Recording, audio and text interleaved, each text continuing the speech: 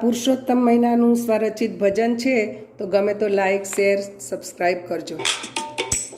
આવે છે રે આવે છે, 3 વર્ષે અધિક માસ આવે છે.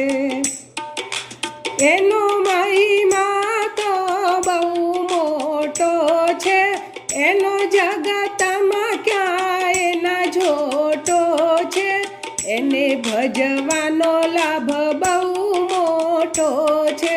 3 વર્ષે અધિક માસ આવે છે. 3 વર્ષે 30 તિથિ વધે છે. 3 વર્ષે 30 તિથિ વધે છે. તેને મળ માસ તો કહેવાયો છે. એને મળ માસ તો કહેવાયો છે. એને વિષ્ણુજીએ અધિક બનાવ્યો છે. 3 વર્ષે અધિક માસ આવે છે. એ તો 12 મહિનામાં ઉત્તમ છે, વળી સૌના કરતા પવિત્ર છે. એ તો 12 મહિનામાં ઉત્તમ છે, વળી સૌના કરતા પવિત્ર છે. એ તો અનેક ગણું ફળ આપે છે.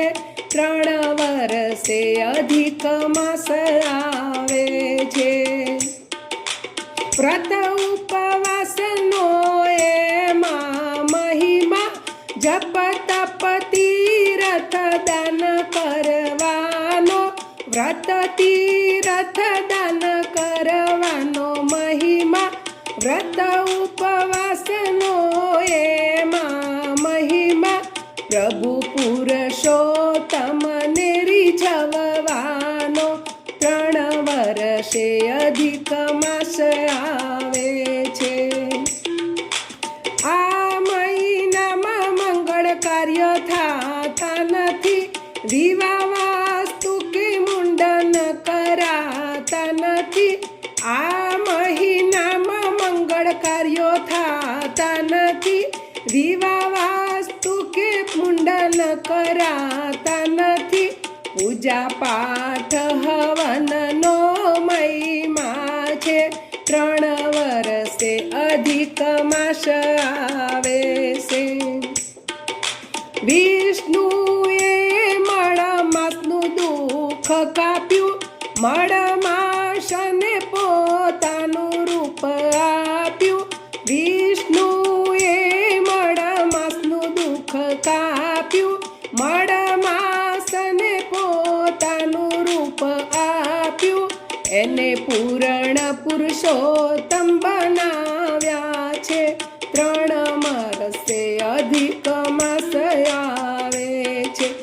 એણે પીળા પીતાંબર શોભે છે. એને માથે મુગટ કાને કુંડળ છે.